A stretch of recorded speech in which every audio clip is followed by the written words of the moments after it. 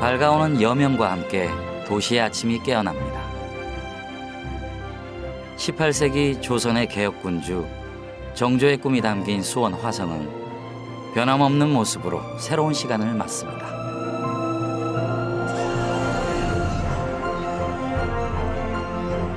오랜 세월 이어온 전통이 오늘에 맞닿고 다양한 문화와 삶의 모습들이 풍성한 이야기를 만들어내는 곳.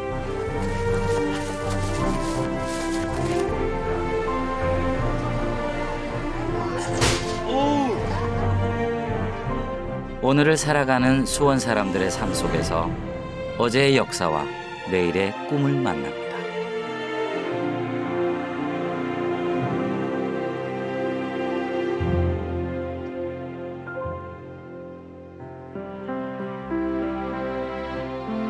수원이라고 하면 누구나 이곳을 가장 먼저 떠올리지 않을까요?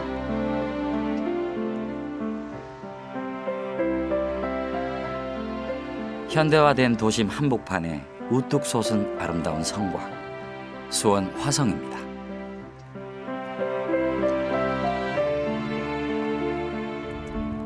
팔달산의 지형지세를 따라 동서로 뻗어 있는 수원 화성은 총 길이가 5.7km에 이르는데요. 이 가운데 팔달산 정상, 화성에서 가장 높은 곳에 자리 잡고 있는 서장대를 찾아가 봅니다.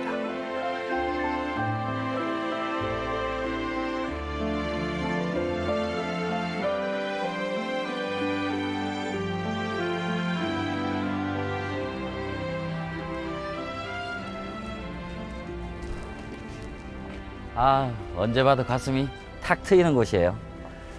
제가 수원에 산 지가 한 11년 정도 됐는데요. 좀 가슴이 답답하거나 일이 좀 안 풀리거나 이럴 때 제가 자주 찾는 데가 바로 이곳 서장대입니다. 수원 시내가 한눈에 들어오는 전망이 정말 일품이지 않습니까?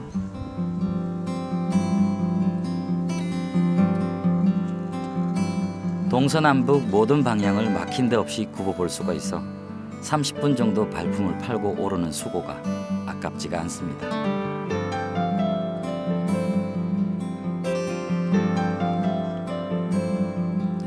원래 서장대는 전쟁이 일어났을 때 군사들을 통솔하는 지휘 본부로 지은 건데요.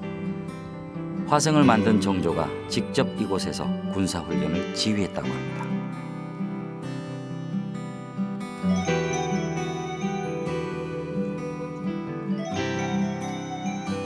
유네스코가 지정한 세계문화유산인 수원 화성.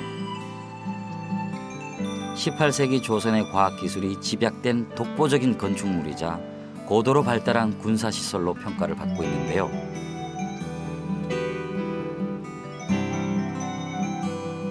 구체적으로 화성에 무엇이 그렇다는 것일까요? 우선 뛰어난 축성술입니다. 화성의 성벽은 과거의 성들에 비해서 그리 높지 않지만 가장 위력적인 무기였던 화포의 공격을 효과적으로 막아낼 수 있는 견고함을 갖췄습니다.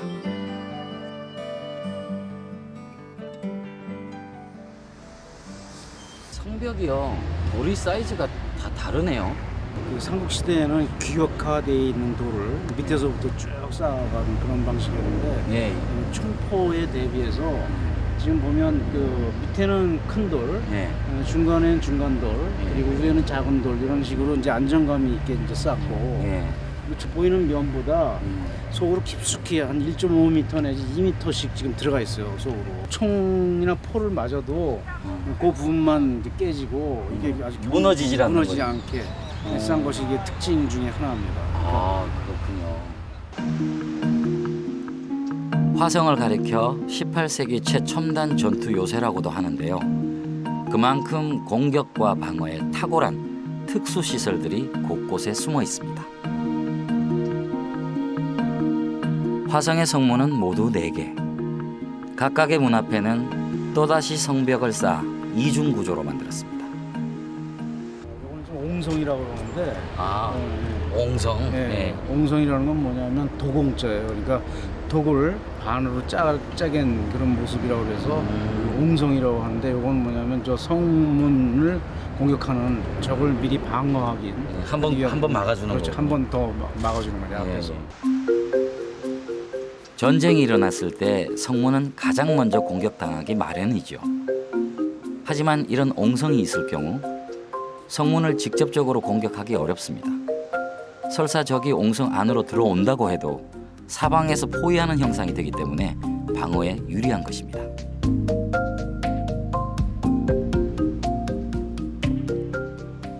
도간에 든 쥐라는 얘기가 있죠. 예, 그래서 적이 들어오면 완전히 도간에 든 쥐, 뭐냐, 여기서 공격을 할 수 있는 그런 방어 시설물입니다. 예. 또한 성벽에는 적을 감시할 수 있는 타라는 시설이 있는데요. 여기에도 과학이 숨어 있습니다.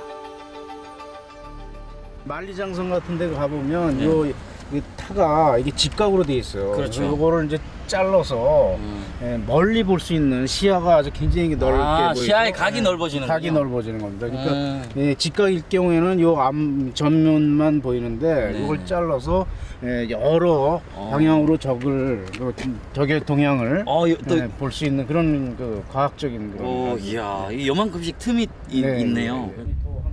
또 다른 작은 구멍들은 총구입니다. 일로 총을 쏘는 거예요? 네, 이렇게? 총을 쏠 수 있는. 이건 멀리 보이네요, 진짜. 네, 멀리 보이죠? 네. 그리고 가까이 쏠 수 있는 근총알 하나, 이렇게 3개의 구멍으로 돼 있어요.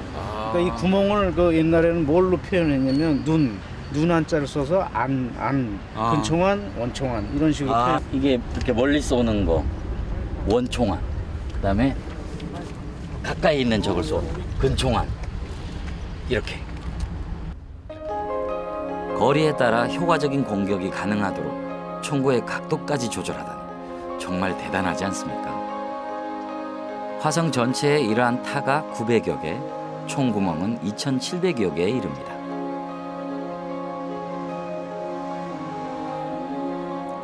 또한 화성에는 우리나라의 다른 성에는 찾아보기 힘든 독특한 건물이 있는데요.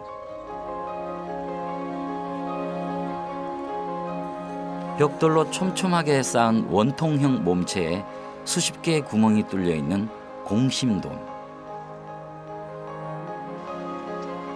이 구멍들은 적을 감시하는 한편 총이나 대포를 쏘는 2가지 기능을 합니다. 자신의 몸을 은폐한 채로 바깥의 적을 공격하기 쉽게 만든 시설인 것이죠.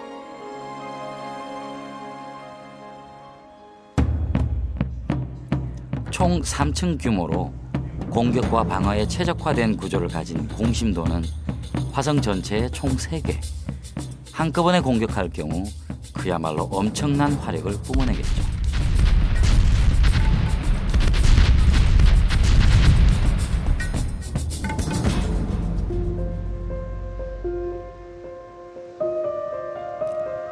무려 200여 년 전에 어떻게 이렇게 독창적인 건축이 가능했는지 돌아볼수록 감탄하지 않을 수가 없습니다.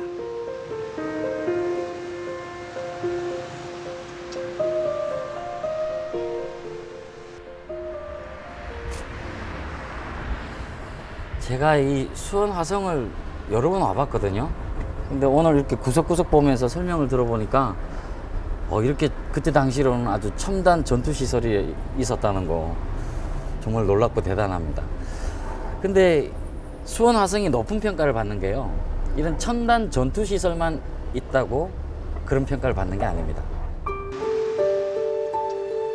전투에 적합한 기능성과 함께 화성은 주변 경관과 조화를 이루는 아름다움도 지녔습니다. 안쪽에는 용이 살았다는 전설이 전하는 연못이 있는데요. 이 연못이 한눈에 내려다 보이는 바위 위에는 날아갈 듯 아름다운 정자가 눈길을 붙잡습니다. 꽃을 찾고 버드나무를 따라 논인다라는 의미의 방화수류정입니다.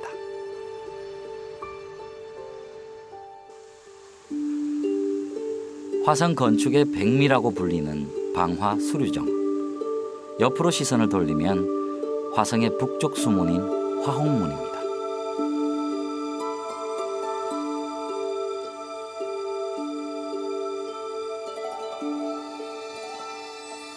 누각 아래로 무지개 모양의 수문 7개를 만들어 놓았습니다.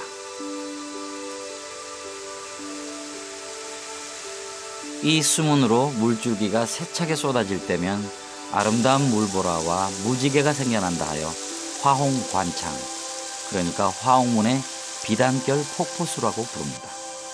수원에서 손꼽히는 절경이죠.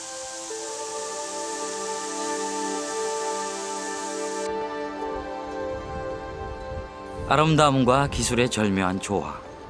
수원 화성이 세계적으로 인정받는 이유겠죠.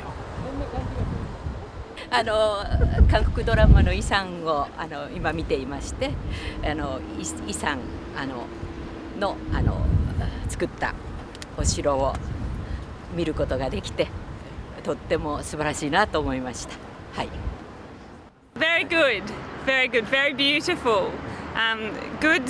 It's beautiful to see something from Korea that's so much part of your history and that protects your land and your culture and your country. It's really great. 하지만 우리 역사의 부침 속에 화성도 많은 고난을 겪었습니다. 일제 강점기와 한국 전쟁을 거치면서 서울에서 수원으로 들어오는 관문인 장안문을 비롯해 성문 그리고 곳곳의 성벽과 건물들이 심각하게 훼손된 것입니다.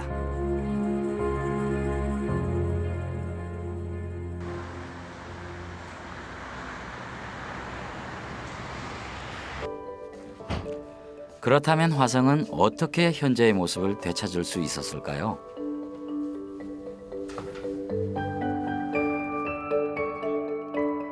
화성 박물관에 보관되어 있는 화성 성역 의궤 총 10권에 이르는 이 책은 화성 건축이 시작될 때부터 완공될 때까지 모든 과정과 내용을 기록한 종합 보고서입니다. 화성성역을 하는데 축성을 하는 데 있어서 재용편이라고 따로 마련을 해서요. 실제로 들었던 물량들이 이제 부분별로 얼마만큼의 목재와 석재들 등등이 쓰였는지가 기록되어 있는 것을 볼 수 있습니다. 동북노대에 대성을 지을 때 돌 154개가 들었고 중성을 지을 때는 돌 175개가 들었고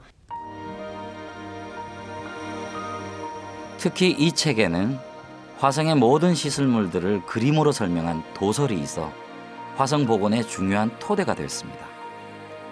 공사에 소요된 자재의 종류와 수량이 세세하게 기록되어 있으니 더욱 완벽한 복원이 가능했던 거죠.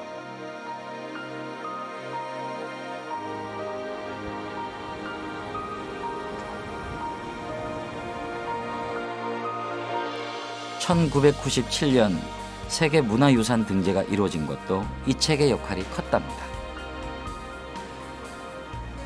실사를 나오신 심사위원들께서 현장 조사 이외에 이 기록물을 보고 이대로 다시 복원이 가능하냐, 성벽을 이을 수 있느냐, 그래서 이 책을 보여드리면서 가능하다고 말씀을 드렸고 그것이 이제 큰 높은 평가 점수를 받게 됐고요. 유네스코로 등재되는데 큰 역할을 했던 책입니다. 조선 최고의 실학자 다산 정약용이 만든 거중기 설계도도 보입니다. 다산이 화성 건설을 위해서 만든 거중기는 무거운 물건을 들어올리는 기구로 중국의 것보다 그 힘이 4배나 강했답니다. 종조시대, 우리는 이처럼 앞선 기술력을 갖추고 있었던 겁니다.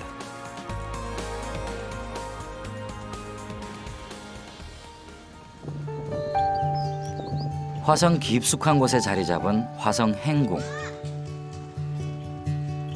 행궁은 임금이 지방에 행차할 때 임시로 거처하는 궁궐이죠. 정조는 어머니인 해경궁 홍씨의 회갑연도 이곳에서 치를 정도로 화성에 대한 애정이 각별했다는데요. 그 이유가 궁금합니다. 수원 화성은 화성 행궁을 보호하고 수원부의 방어용 성곽시설로 축성되었을 뿐만 아니라 수원에 새로운 도시를 건설해서 개혁 정치를 실현하고자 한 정조의 의도가 담겨 있다고 볼 수 있습니다. 수원과 화성은 정조의 정치적 이상을 실현할 새로운 터전으로 계획됐던 것이죠.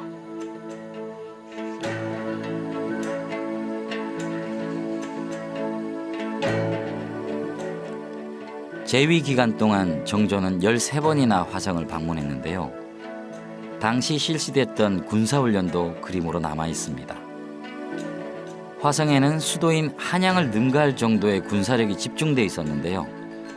정조의 친위 부대인 장용령이 그 중심에 있었습니다.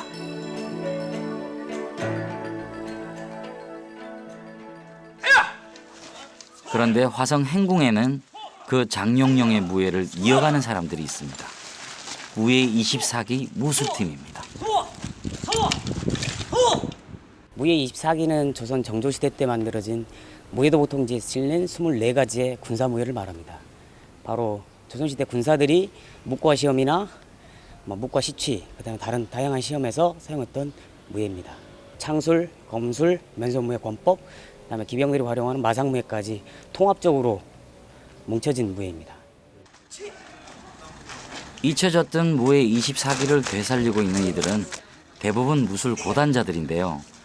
뜻밖에도 여성 단원이 있습니다. 벌써 8년째 무예 24기를 연마해 왔다는 황민희 씨. 어렸을 때부터 운동을 해서 다른 여러 가지 운동들을 나름 다양하게 했다고 생각을 하는데요. 이거는 전혀 새로운 또 정말 전통성이 묻어나오는 그런 무예이고 또 흔히 쉽게 접할 수 없는 곳이고 제가 다행히 수원에서 무예 24기를 알게 돼서 이렇게 접하고 또 제가 배울 수가 있고 제가 알려드릴 수가 있고 이런 매력이 충분해서 하고 있지 않나 싶네요.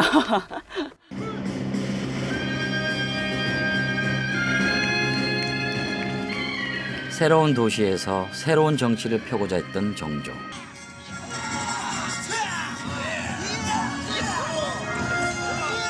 그러나 정조의 갑작스런 죽음과 함께 장용령은 해체되고 무예 24기도 역사 속으로 사라지고 말았죠. 그런데 장용령의 무예 24기가 21세기 화성에서 부활한 것입니다.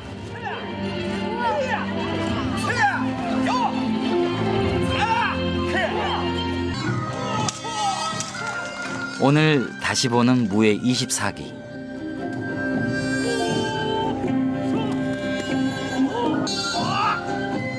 결코 나약하지 않았고 강건했던 당시의 모습을 직접 보는 것만 같았습니다. We thought the performance here was really interesting. All the different swords, seeing the traditional swords and weapons that they use, the actual fighting, the arrows. It was really a great show. Very interesting city of Suwon.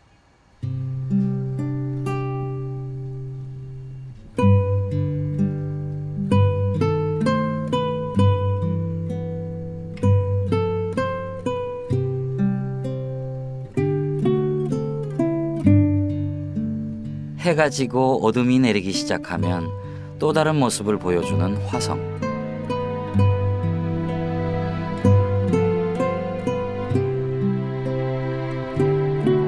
오랜 세월 이어져 온 역사의 숨결은 이렇게 오늘과 맞닿고 있습니다.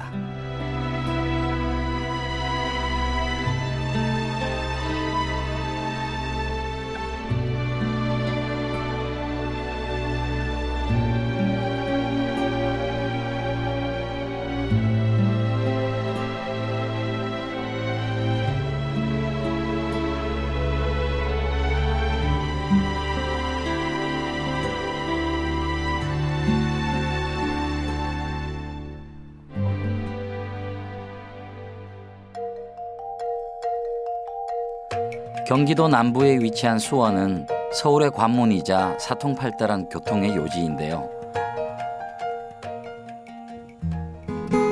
100만 이상의 인구가 살고 있는 대도시입니다. 그런 수원의 한복판에 흐르는 수원천은 최근에 옛 모습으로 복원이 됐는데요.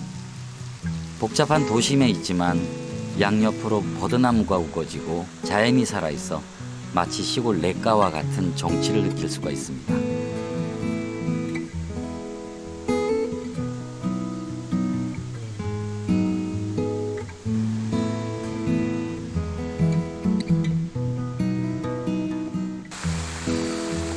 수원 사람들에겐 잠시나마 자연을 느끼고 여유를 만끽할 수 있는 소중한 공간이죠.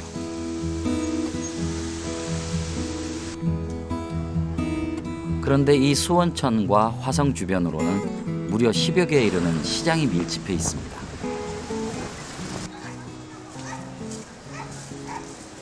정조 때 남쪽에 있었던 수원이 팔다산으로 이제 이전해 오면서 집중적으로 또 경제적 그 진흥을 위해서 수원에 사는 사람들, 특히 상인들에게 혜택을 줌으로써 상업적인 또 중심 도시를 만들려고 했던, 그러니까 정조의 꿈이 있었던 거죠. 교통의 발달은 수원의 시장들을 더욱 번성하게 했는데요.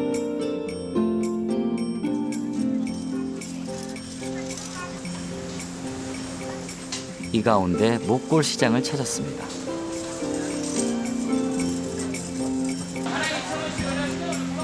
시대가 변하면서 대형마트에 밀려 재래시장이 점점 설 곳을 잃고 있다지만 유독 활기찬 모습으로 사람들을 불러 모으는 목골 시장. 안녕하세요. 시장 한켠에서 반가운 풍경 하나를 만났습니다.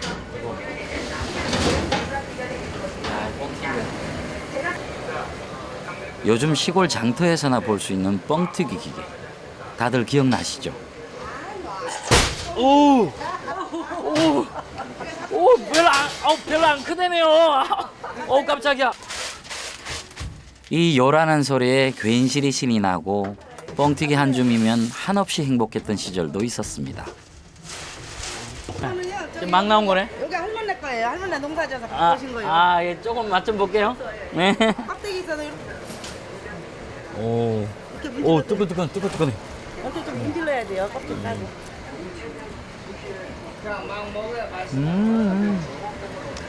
맛있다. 옥수수.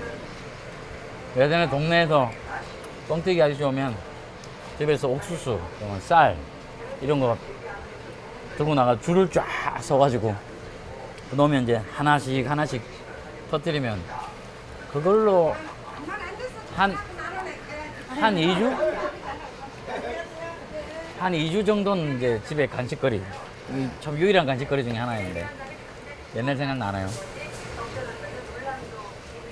요거 하나랑 그 추억의 맛을 그냥 지나칠 순 없지요. 하나들요. 얼마예요? 3,000원이요. 요거는? 그건 내 써. 아, 이것도 받으시. 그건 오, 아들 뜨끈뜨끈해. 거예요. 지금 금방 온 거라요.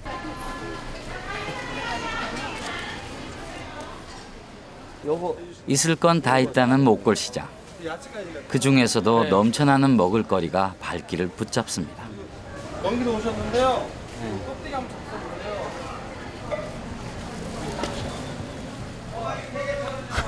촬영하러 와가지고 지금 장을 보고 갑니다. 장을 보고.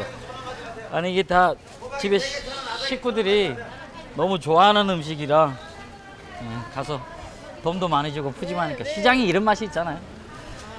그런데요, 제가 수원의 그 많은 시장 중에 목골 시장을 찾은 또 다른 이유가 진짜 이유가 있습니다. 매일 정해진 시간이 되면 목골 시장에 울려 퍼지는 음악과 목소리. 네, 안녕하세요. 이하나 해피타임의 떡하나입니다. 더 이상 설명이 필요 없는 오프라 윈프리. 그녀는 자신의 바로 목골 시장 상인들이 진행하는 라디오 방송입니다. 그 잡지 이름이 오 매거진입니다. 자, 오늘 목골 시장에 좀 특별한 게스트분이 지금 저희 시장을 둘러보고 그다음에 제 옆에 이제 와 계실 건데요. 그분을 한번 초대해 보겠습니다. 목골 초대석 오늘 특별한 게스트 모셔봤습니다. 네, 소개하겠습니다. 우리 가수, 인기 가수 이상훈입니다. 안녕하세요. 반갑습니다. 이상우입니다. 반갑습니다. 첫 느낌은 어떠셨어요? 목골 시장에? 아, 일단은 사람들의 인심이 아직도 살아있는 시장 같고, 예. 그리고 무엇보다도 물건값이 정말 싸고, 예. 없는 게 없고, 아. 예. 대형 화면으로 생중계까지 갖출 다 갖췄습니다. 시장에서는 이런 방송의 기능이라는 게 제법 역할을 많이 할 것 같은데요. 사실 소통하기가 시장이라고 해서 뭐 소통이 뭐 금방 될 것 같은데도 다들 자기 장사가 있다 보니까 그러니까 이쪽에서 있던 사람이 저쪽에 있는 이야기를 잘 못 들을 수가 있어요. 그러니까 그렇겠네요. 그런 것을 저희가 소통의 장으로서 이제 라디오를 시작하게 됐거든요. 그녀를 만나는 거 DJ의 휴대폰으로 문자를 보내면 신청곡도 들을 수 있는데요. 오늘은 이 노래가 인기 폭발입니다. 이상우의 그녀를 만나는 곡 100m 전 들려주세요.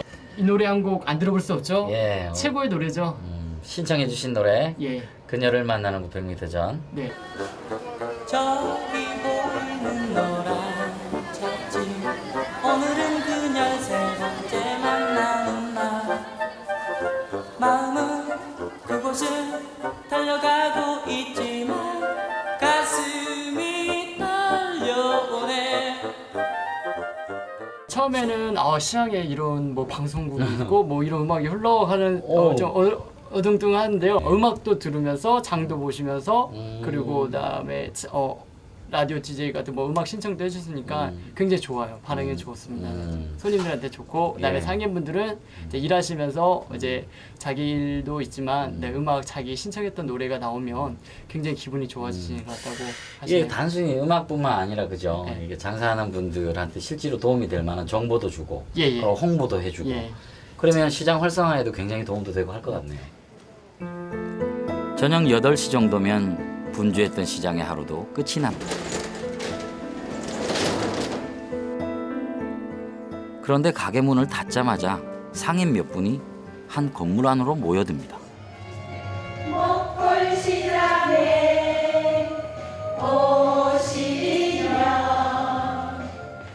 목골시장 여성 상인들로 구성된 목골 줌마 불평 합창단. 만져만 보고 그냥 가면 섭섭해요. 원산지표시 재래시장만 백화점은 왜 안 물어봐. 목골시장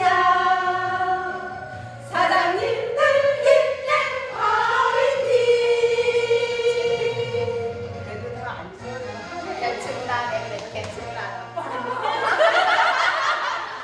저희가 그냥 시장에서 장사만 하면 너무 지루하잖아요. 그리고 여자들은 남자들에 비해서 이렇게 활동하는 공간이 적거든요.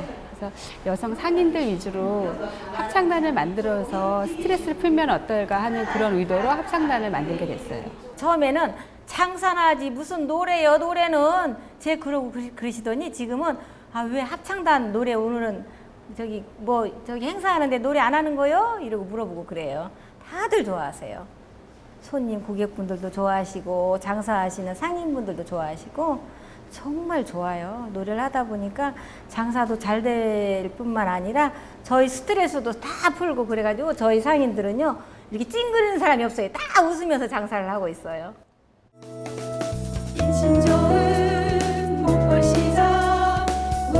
사람 사는 이야기와 훈훈한 정이 넘치는 시장엔 오늘도 추억이 쌓입니다.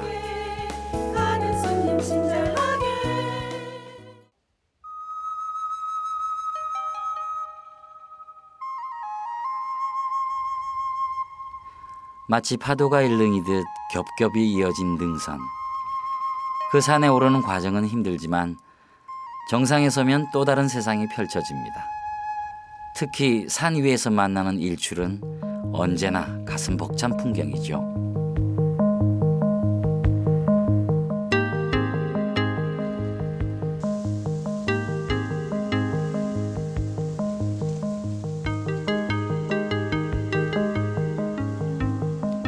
수원의 진산인 광교산은 해발 500m 정도로 그리 험하지 않은 데다 수원 시내를 한눈에 내려다 볼 수 있는 전망 덕분에 인기가 높은데요. 수도권 시민들이 가장 즐겨 찾는 산 중에 하나라는 광교산. 산에 오르는 이유는 저마다 다르겠지만 발 아래 펼쳐진 풍경에는 한 마음으로 감탄하게 됩니다.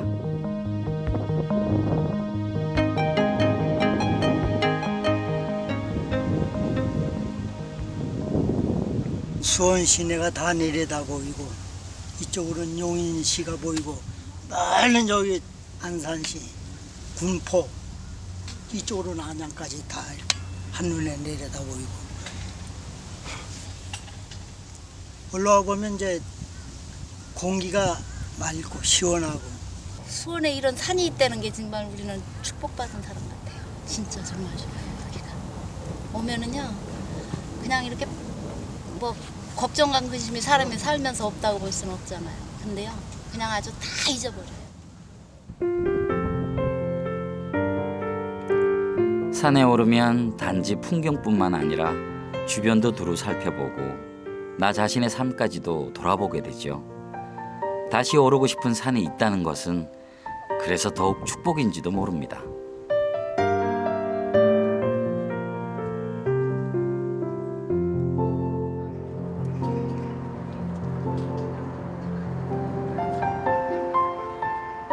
대도시에 있지만 숲이 울창해 수원의 허파라고도 불리는 광교산.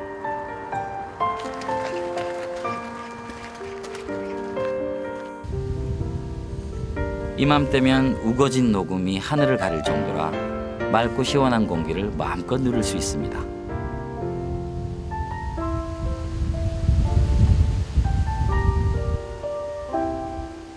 (1600종에) 이르는 동물과 식물이 더불어 살아가는 생명의 보고. 저 역시도 여유가 있을 때면 즐겨 찾는 산이죠.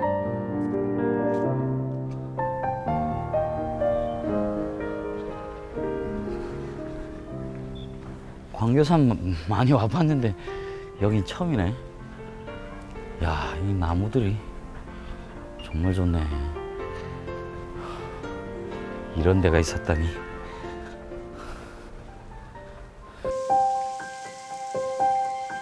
이 광교산의 한 기슭에 복령사가 있습니다.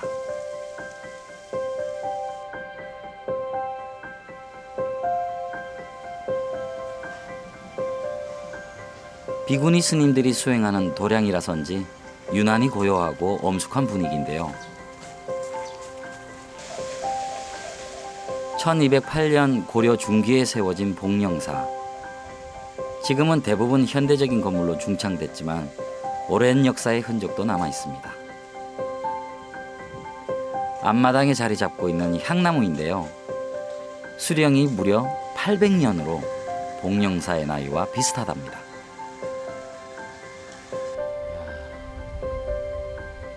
800년 된 향나무. 곡선이 정말 멋있네. 우리가 한 100년 정도 살면서 정말 많은 일을 겪는다고 얘기하는데 이 나무는 얼마나 많은 일을 겪었을까.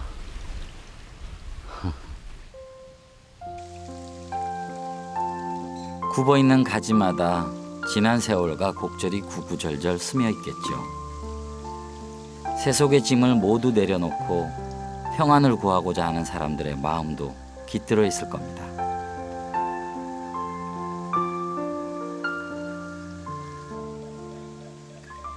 그 간절한 염원이 올해도 이 나무에 새싹을 틔워낸 모양입니다.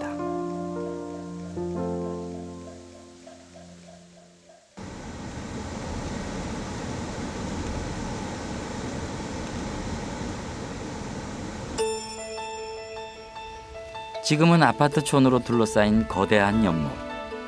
하지만 이곳은 원래 정조가 만든 인공 저수지입니다.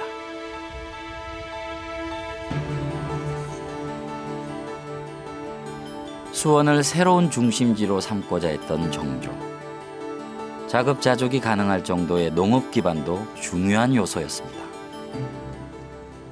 정조대왕께서 이제 황무지를 개간해 가지고 입주한 그 입주민들이 농사를 지을 수 있도록 이제 논을 만들었는데 농업용 세계를 위해서 저수지를 만든 거죠.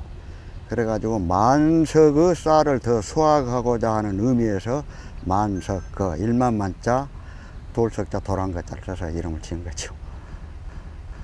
가뭄이 들었을 때 되게 중요한 역할을 했겠네요. 그렇죠. 대단한 거예요. 그때 당시는 농경사회였으니까 농업이 최고 아니었습니까? 배고픔을 달래주는 거죠, 백성들의. 만석거 외에도 정조는 수원에 대규모 저수지를 여러 개 만들었습니다. 조선 만년을 축원한다는 의미의 충만제도 그중 하나입니다. 충만제 옆에는 정조가 만들었다는 농지도 남아 있는데요. 정조 때부터 다양한 농업 연구와 농기계 시험장으로 사용됐던 이곳은 현재까지도 우리나라 농업 연구의 1번지입니다.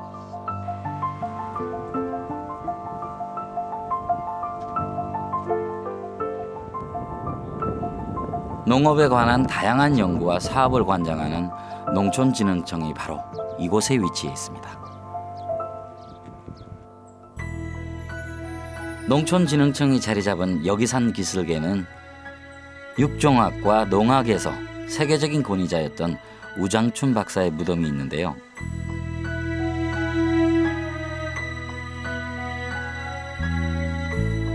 일본에서 태어나 자란 우장춘 박사가 고국으로 돌아온 것은 민황후 시해에 가담한 아버지의 죄를 갚겠다는 마음에서였답니다. 그리고 평생을 연구에만 몰두한 우장춘 박사.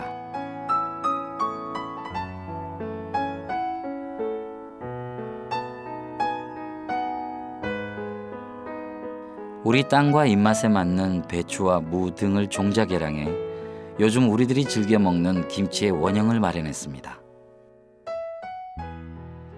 우리가 그 당시에 무, 배추는 다 일본이나 중국에서 이제 수입해서 심고 뭐 재배하고 그랬었는데 우 박사님 오면서 새로운 품종을 만드는 걸 기술을 가르쳐 줬기 때문에 그 기술을 가지고 우리가 자급자족하고 우리 뭐 33끼 이제 김치 먹잖아요.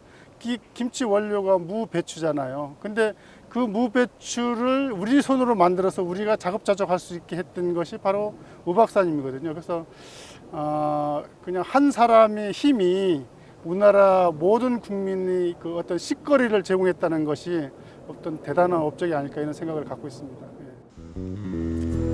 우리나라 농업의 역사가 고스란히 이어져 온 수원. 도시화가 진행되면서 옛 모습은 거의 사라졌지만 아직도 드넓은 농지가 펼쳐져 있는 지역이 있습니다.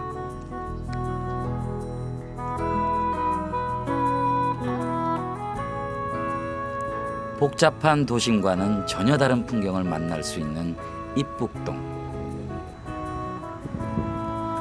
수원에서 유일하게 농가가 남아있는 이 마을에서는 논과 함께 비닐하우스도 꽤 찾아볼 수 있는데요.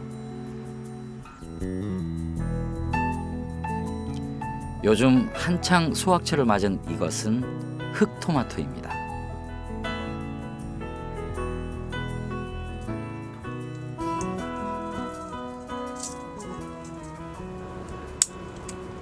겉과 속이 모두 검붉은 색깔의 흑토마토는 일반 토마토보다 저장성이 뛰어나고 영양 성분도 풍부하다고 합니다.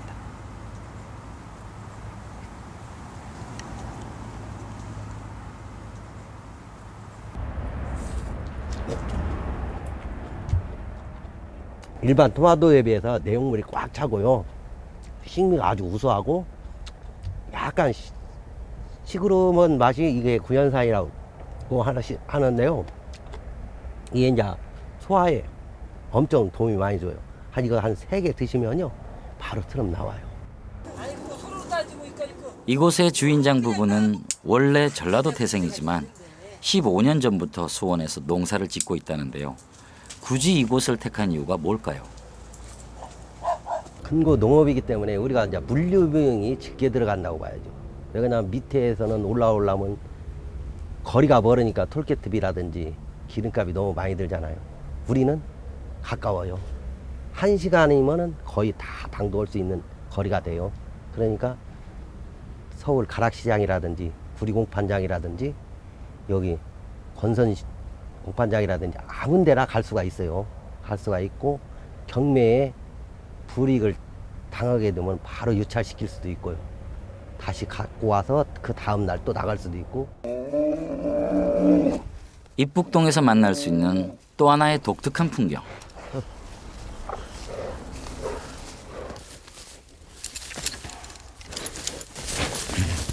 우람한 최고의 소들이 소 싸움을 벌이기 시작합니다.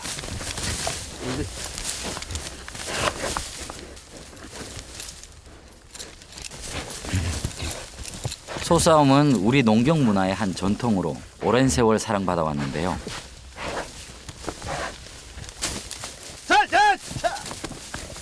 요즘도 경북 청도나 의령 등의 영남 지방에서는 소싸움 대회를 흔히 볼 수 있습니다.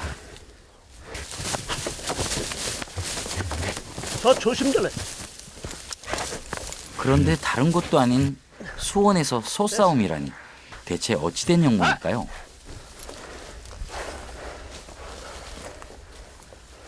잘했어. 대단하다 이 녀석. 쌈소를 키우시는 거예요, 수원에서? 그렇죠. 이거 쌈소지. 쌈소 제가 그 쌈소 키우는 게 취미예요. 예? 이 좋은 소를 이 넓은 이 항구지천에서 좋은 풀을 많이 먹여갖고, 그 제가 그 소를 전국적으로다가 이 쌈소를 그 분양도 많이 해줬어요. 수도권 지역에서 유일하게 싸움소를 키우고 있다는 송인기 씨. 전국 소싸움판을 누비며 받은 상만 해도 부지기수입니다.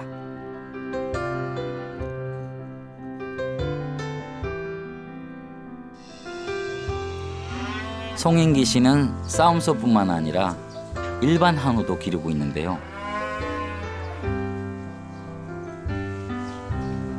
무려 200마리가 넘습니다. 어려서부터 일을 돕던 아들도 축산을 전공한 뒤에 본격적으로 아버지와 함께 일을 하고 있습니다. 그건 한 15년 이상을 난 소하고 같이 살았어요. 소하고 같이. 그러다 보니까는 뭐 어떻게 해서 끼어든 계기는 없고 그냥 자연스러웠어. 소 미기는 자체가. 그러다 보니까는 그냥 우리는 뭐 딴 거 같이 모르고. 사실 몇 년 전까지만 해도 수원은 전국에서 손꼽히는 소의 고장이었습니다. 수도권 최대 규모의 우시장이 수원에 있었거든요. 인근 사람들이 다 와서 이용을 오고 시장이 어마어마하게 컸죠. 하루에도 소가 몇백 마리씩 팔려나갔지. 그게 여기는 서울의 간문안요, 수원이. 그러니까 이제 서울 사람들이 그 가장 가깝고 그런데 이제 수원 시장을 이용을 많이 했고, 예전부터 또 수원은 또 수원 갈비, 옛 수원 갈비가 유명하잖아요. 갈비 오면 지금도 수원 아닙니까? 그래서 그만큼 그 시장이 명성이 높았었지. 예. 그러나 지금은 사라져버린 수원 우시장처럼 이곳 농가도 위기를 맞고 있습니다. 수입산 소고기의 증가와 치솟는 사료값, 녹록지 않은 여건 속에서 한때는 가업으로 생각했던 축산업을 접어야 하는 건 아닌지 가슴이 답답한데요.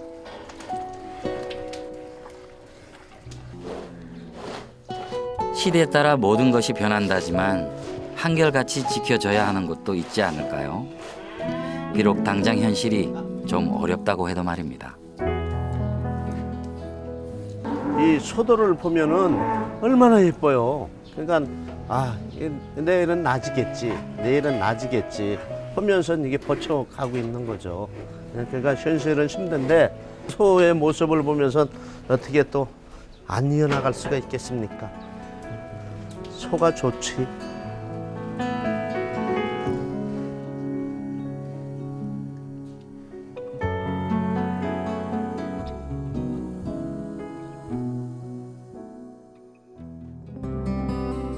이번에는 다시 도심으로 들어가 볼까요? 수원에는 우리나라의 지도 제작을 관장하는 국토지리정보원이 있는데요. 우리나라에서 측량의 기준이 되는 경위도 원점도 바로 이곳에 있습니다. 지도 제작 등을 위해 광대한 지역을 측량할 때는 기준점이 필요하기 때문에 천체 관측을 통해 정확한 경도와 위도를 측정해 놓은 좌표지요. 경기도 원점이 남산에 원래 있었다는 얘기를 들었는데 그건 무슨 얘기예요? 그거는 이제 사실 저희가 1910년부터 일제가 저희를 침략을 해서 예. 1918년까지 우리나라 조선 전체를 토지조사 사업을 합니다. 지도를 만들어내는데 그 전에 일본에서 측량을 해와서 현재 서울 남산에 원점을 하나 그 일본 사람들이 설치를 했었습니다. 그래서 그걸 기준으로 백두산까지 조선 한반도 전체를 측량을 하고 지도를 만들었던 거죠, 일본 사람들이. 그런 역사적인 과거, 이제 역사적인 산물입니다. 그래서 그 기준점을 그럼 이제 바꾼 거네요. 그렇죠. 이제 1989년 이제 12월 27일에 89년. 저희 국토지리정보원에서 우리 측량 기술로 우리 측량 원점을 이곳에 설치를 한 겁니다. 이곳에는 우리나라 유일의 지도 박물관도 있는데요. 다양한 고지도가 시대별로 전시되어 있어서 지도의 변천사를 한눈에 살펴볼 수 있습니다.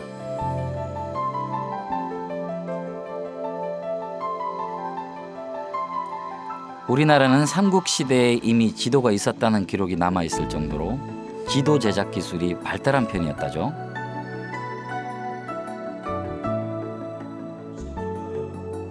조선시대에 오면 그 유명한 대동여 지도가 만들어지는데요. 천문 기술과 각종 기구의 발달, 김정호의 노력이 빚어낸 결과물입니다.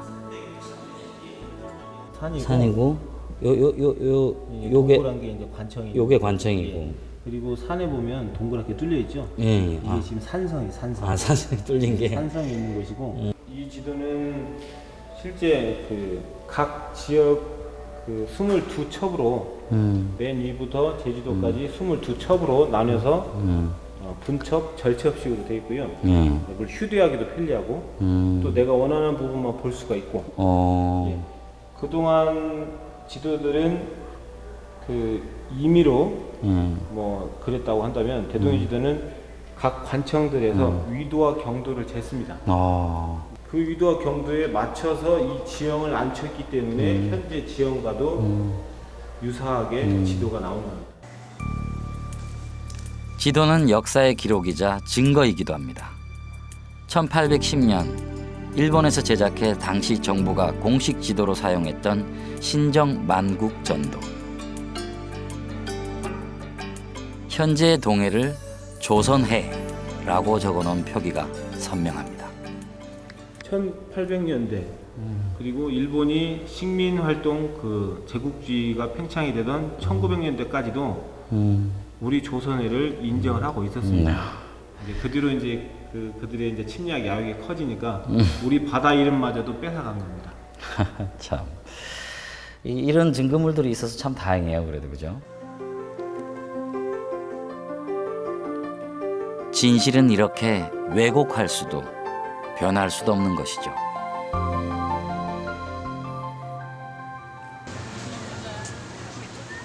저녁 무렵 시내 한 거리를 찾았습니다. 우리나라 최초의 여성 서양 화가인 정월 나혜석을 기리기 위해서 만든 거리인데요. 수원에서 태어나 촉망받는 예술가로 승승장구했던 나혜석은 복잡한 가정사로 쓸쓸한 말년을 보냈죠.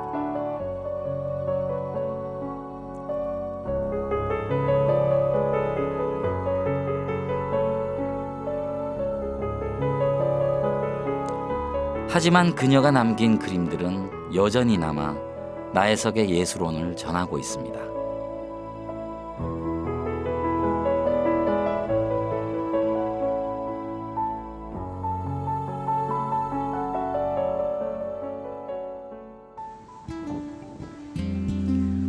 그런데 수원 시내 한 건물에 나혜석 자화상이 벽화로 재탄생했습니다. 높이 15m, 너비가 약 9m에 달하는 이 그림은 무려 1000여 명의 시민과 화가들이 함께 작업을 해서 더욱 의미가 깊은 작품입니다.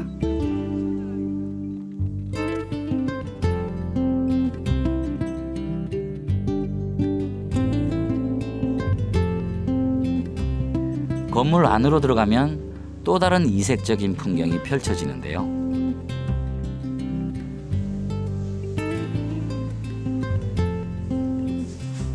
레지던시라 불리는 이 건물은 일종의 창작마을입니다. 4년 전 비어있던 건물을 보수해서 예술가들의 작업 공간으로 활용하고 있습니다.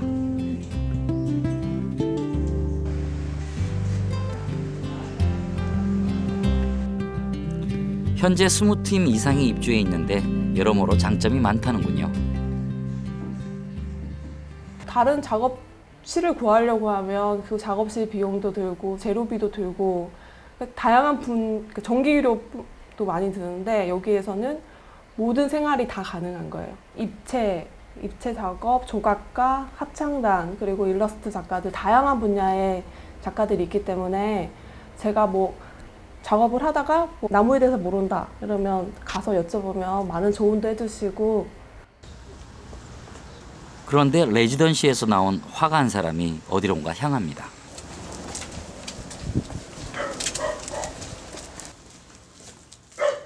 이곳은 레지던시 인근에 있는 한 가정집을 개조해 갤러리로 만든 공간인데요. 젊은 작가들에겐 자신의 작품을 보다 많은 사람들에게 알릴 수 있는 소중한 기회의 장이기도 합니다.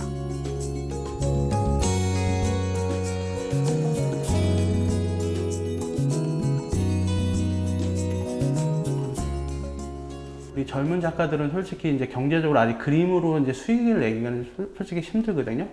그런데 이 공간 같은 게 이제 무료로, 그러니까 공모를 통해서 이제 무료로 그 전시를 공간을 빌려주기 때문에 그런 면에서 이제 작가들한테 많은 이익이 있죠.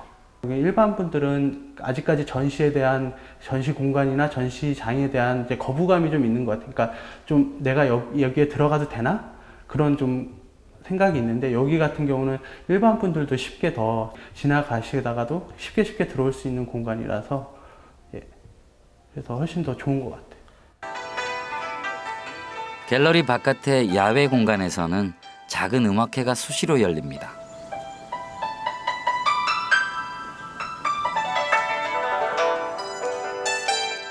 사실 갤러리라고 하면 대부분의 사람들은 어딘지 어렵고 멀게 느껴지기 쉽지요.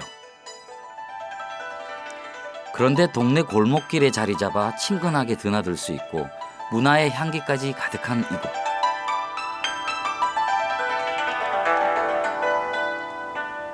참 근사하지 않습니까?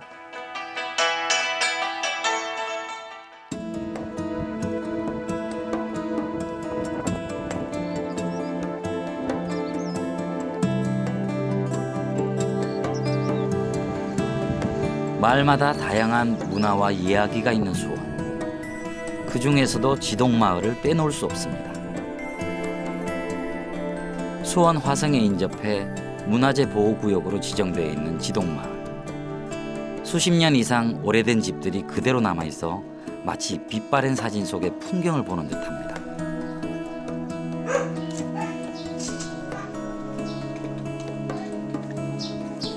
그런데 최근 들어 지동이 새로운 모습으로 변신을 하고 있습니다. 골목마다 집집마다 이어지는 벽화들. 저마다 다른 개성으로 시선을 붙잡는데요. 주변과의 조화도 기가 막힙니다. 낡은 것들을 무조건 덮어버린 게 아니라 본래의 모습에서 또 다른 아름다움을 찾아낸 아이디어가 놀랍습니다.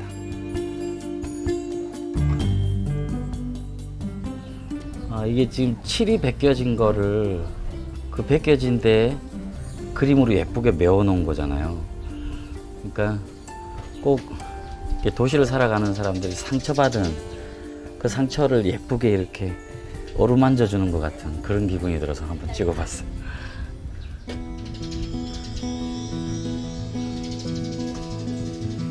사실 대도시에서도 몇몇 지역을 제외하고는 공동화 현상을 겪고 있는 곳이 많은데요. 쇠락해 가던 골목에 이렇게 멋진 벽화들로 온기를 불어넣고 있는 지동. 이곳 벽화마을의 변신은 아직도 진행 중입니다. 이날은 지동에 살고 있는 화가와 인근 주민들이 함께 새로운 벽화 작업에 나섰습니다.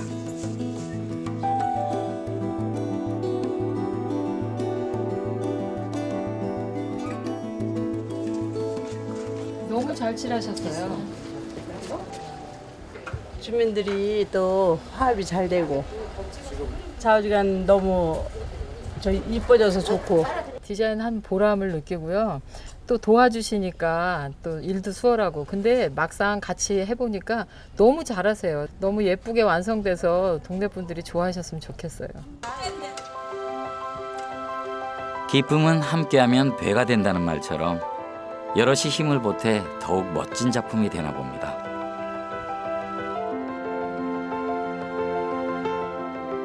완성된 벽화 속에서 마주보며 웃고 있는 얼굴들이 모두 내 가족인 양 정겹습니다.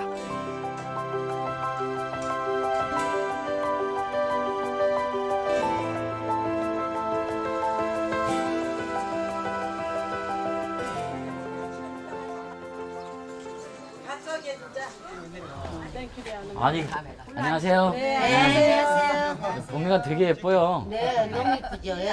아, 예.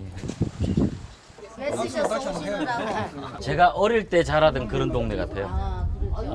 그게 너무 되게 정감이 가네. 거 여기서 사는 이웃 주민은 물론 지나가던 나그네에게도 선뜻 실제를 내주고 먹을 것을 건네는 인심.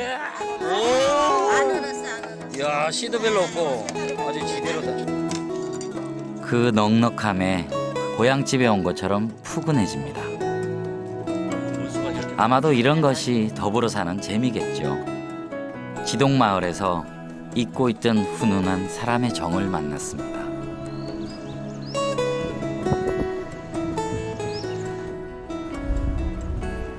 세계문화유산인 수원 화성이 이 마을에서는 그냥 배경이 됩니다. 참 멋있지 않습니까? 수백 년 전 우리 조상들의 지혜와 정조임금의 꿈이 깃든 수원 화성, 그리고 오랫동안 이어져 온 전통과 역사가 있고 그 위에서 오늘을 살아가는 사람들이 새로운 문화를 만들어가는 곳. 수원에서 앞으로 이어질 무궁무진한 이야기와 미래가 정말 기대가 됩니다.